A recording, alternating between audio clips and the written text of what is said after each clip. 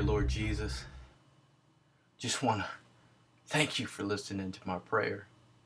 Because the Eagles are going to the playoffs!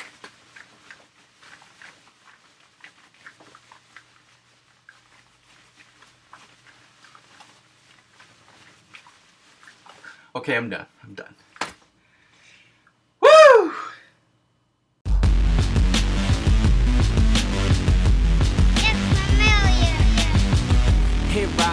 Here I am, it's the on-campus kingpin, yes I am. Eagle Sessions, Gayle, Saunders, SpeedPost.com. The Eagles are going to the playoffs as the Eagles beat the Dallas Cowboys. Take that, Dallas.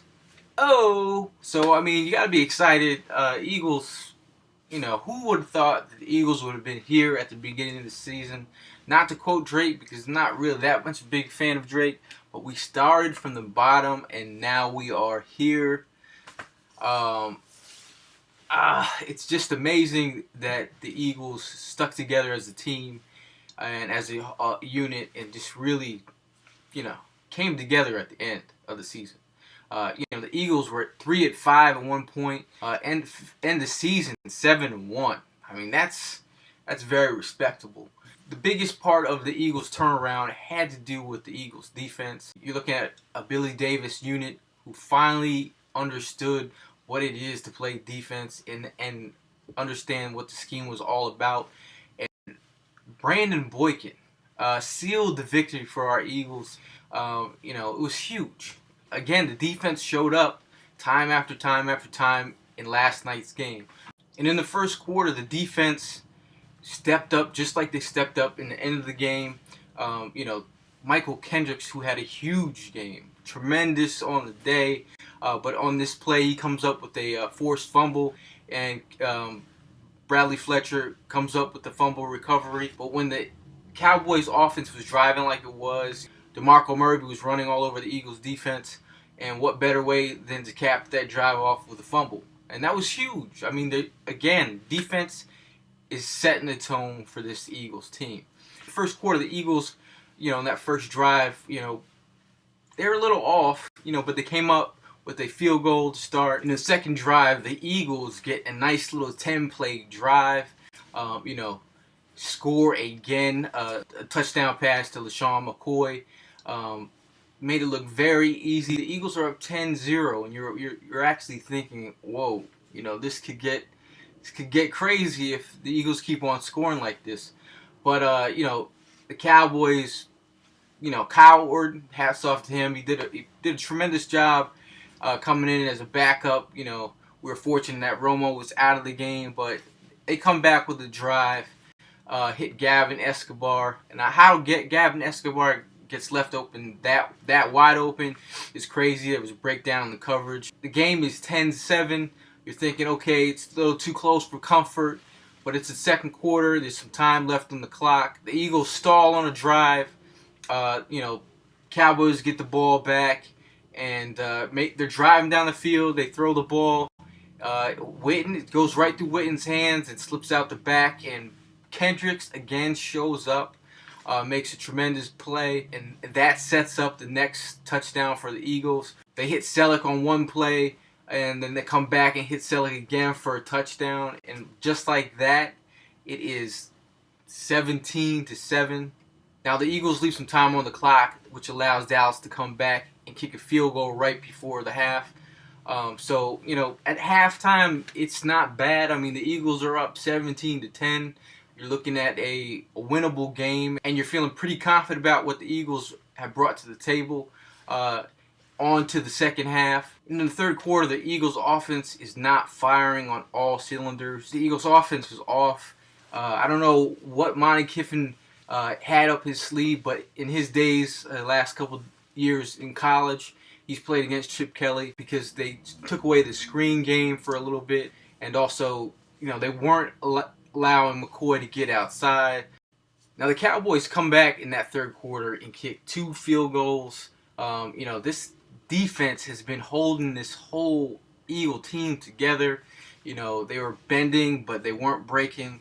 3 points is 3 points, but at this moment it's 17-16. the Eagles have an opportunity to really separate this game and kind of, give themselves some space. And the Eagles are down by the goal line. It's first down in goal. Now, if I'm the head coach and I know that I have the leading rusher in the NFL and his name is LaShawn McCoy, who am I going to give the ball to? That would be LaShawn McCoy. On first down, LaShawn McCoy is going to get the crack at it first. There was some trickery. They had Brad Smith come out of motion, get the ball, and if he threw the ball on the money, it could have been a touchdown. It could have been. When you have LaShawn McCoy, you need to give him the ball. Give him the first crack at it. He's the leading rusher in the NFL. He's earned that right. But the Eagles come back with a pass play on 3 consecutive downs. Deshaun Jackson caught the ball, was almost in the end zone. It was a great play on the defensive side of the ball. Now the Eagles are faced with a 4th and 1. Nick Foles, QB sneak. Again, I would have rather had LaShawn McCoy, leading rusher in the NFL, get the rock on that play. Now, I'm going to keep on saying it. You need to feed Shady. Unfortunately for us, Nick Foles does not make it in, and the Cowboys get a huge momentum shifter. Now, the Cowboys coming back, and, they're driving down the field, and they get an opportunity where it's 4th and 1 at the Philadelphia's 40. And it's a game-changing type of play here. Now, if the Cowboys get this play, it's they could drive and score a touchdown. And Connor Barwin comes up in the biggest type of way possible. With a guy with a 40-inch vertical, played basketball at Cincinnati. We all know the story. But Connor Barwin makes a tremendous play. That's the type of play Connor Barwin has brought to the table all season long. He's been batting balls down all season, and that was the perfect opportunity for him to showcase that talent that he has. But that was huge. It was huge. It was a momentum shifter for the Eagles. Now the Eagles, after that big defensive stop, put together a 11-play drive. They take off 5 minutes and 37 seconds.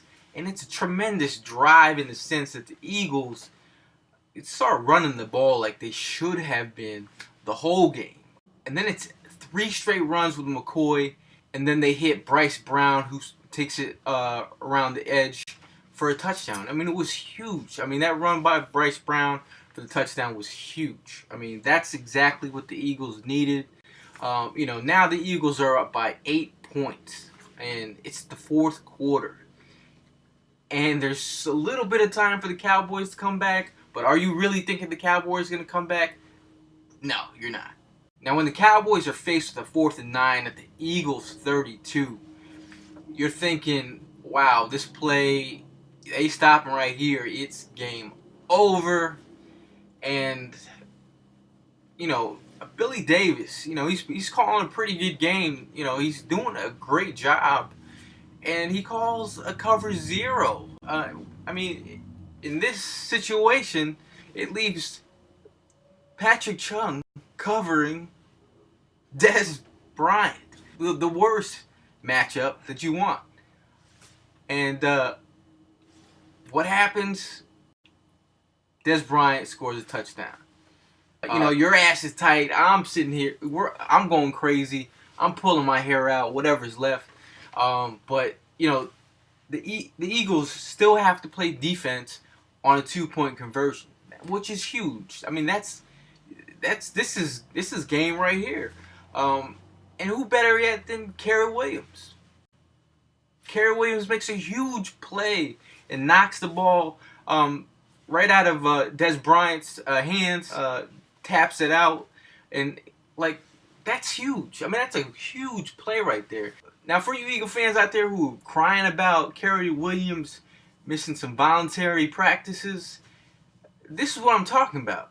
We don't give a damn. As long as you show up in the game, that's what you should be concerned about. And Kerry Williams showed up. The Eagles' offense just looks, out of sync. And Nick Foles looks out of sync. And, Nick Foles actually gets hit it's a third down play. McCoy falls down. Foles is laying on the ground. He gets hit after, I saw Aaron Rodgers get hit in the previous playoff game with the Bears. Aaron Rodgers gets a flag, but Nick Foles, does he get a flag? No. Now the Cowboys get an opportunity to actually win this game, and the first play, first and 10, the Dallas 32, and Brandon Boykin makes a hell of a play. He said that he was kind of baiting him a little bit. Kyle Orton throws the ball a little bit behind. Boykin picks it off, man. That kid has made plays all season long. And it's just a positive when you have young guys like that stepping up. All in all, this game was very taxing on the soul. But this is what you live for, Eagles fans. This is the kind of games that we get involved in. So, don't be surprised. They don't make it easy for us. That's why you're an Eagle fan. Nothing in life is easy, especially being an Eagle fan. It's not easy. Not since 2010 have the Eagles had this chance. So, honestly, it's a great feeling. And Eagle fans that have rode with me this whole season from the preseason, I appreciate all the comments, all the posts, all the likes, all the shares, and all the friendships that I've been building. Eagle fans, you guys deserve this. We all deserve this. First and foremost, those players in that locker room deserve this. And you got to give hats off to Chip Kelly for, giving these Eagle players a foundation to build on. He took where, Andy Reid had left off, and it was a shaky time, a shaky situation. He brought a perfect blend of veteran players, new players, kept guys that had some weight in the locker room, and took some young players and just really built a nice nucleus over the last couple weeks. It's gonna be a tough match against the New Orleans Saints, but the positive here, folks, is let's be real. The Saints are a different team outside the dome.